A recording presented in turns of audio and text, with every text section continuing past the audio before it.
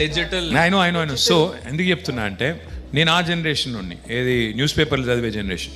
So news paper తెరిస్తే 5 రకాల మనుషులు కనబడతారు అందులో. ఎవరెవరు అంటే I start with the back page చూస్తే స్పోర్ట్స్ స్టార్స్ కనబడతారు. ఎవరు మీ వైభవ్ సూర్యవంశీలు, like wow you has lot of following good. Or మా జనరేషన్ లాంటి వాళ్ళకైతే విరాట్ కోహ్లీలు, సచిన్ టెండూల్కర్లు వాళ్ళు కనబడతారు. మరి స్పోర్ట్స్ స్టార్ కావాలంటే చాలా టాలెంట్ కావాలి, హార్డ్ వర్క్ కావాలి, లక్ కావాలి, చాలా కావాలి. సో వాళ్ళు కనబడతారు. కొద్దిగా పేజ్ ముంగటికి మళ్ళేస్తే ముందు పేజ్లో సినిమా వాళ్ళు కనబడతారు. వాళ్ళకు సినిమాలకు పోవాలంటే కూడా లుక్స్ కావాలి, టాలెంట్ కావాలి, లక్ కావాలి, కనెక్షన్లు కావాలి, డబ్బులు చాలా కావాలి. అది కూడా అంత ఈజీ కాదు. ఇంకొద్దిగా ముందు పేజ్కి పోతే బిజినెస్ వాళ్ళు కనబడతారు.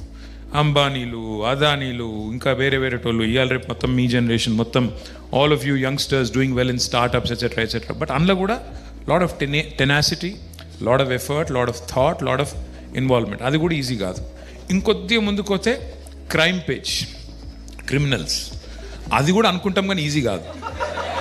అవి కూడా అంత ఈజీ కాదు. రిస్క్ తీసుకోవాలి, దెబ్బతింటే మళ్ళీ జైలుకి పోతాం, ఇట్లాంటివన్నీ ఉంటాయి.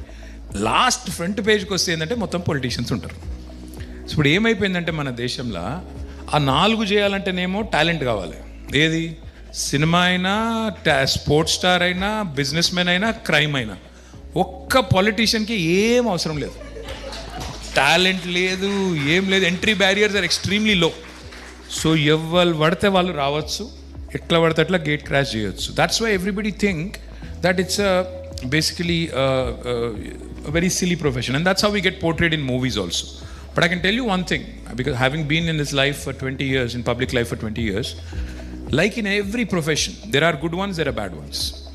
Every profession, ఇప్పుడు చూస్తే ఐఏఎస్ ఆఫీసర్లు అందరూ మంచోళ్ళేం కాదు, అందరు షెడ్యూలేం కాదు. ఇంజనీర్లు అందరూ మంచోళ్ళేం కాదు, షెడ్యూల్ కాదు. అట్లాగే వర్క్ ఫోర్స్లో ఉన్న వాళ్ళు అందరూ బ్రిలియంట్ కాదు, అందరూ బేకార్ కాదు, మధ్యలో ఉంటారు అందరూ.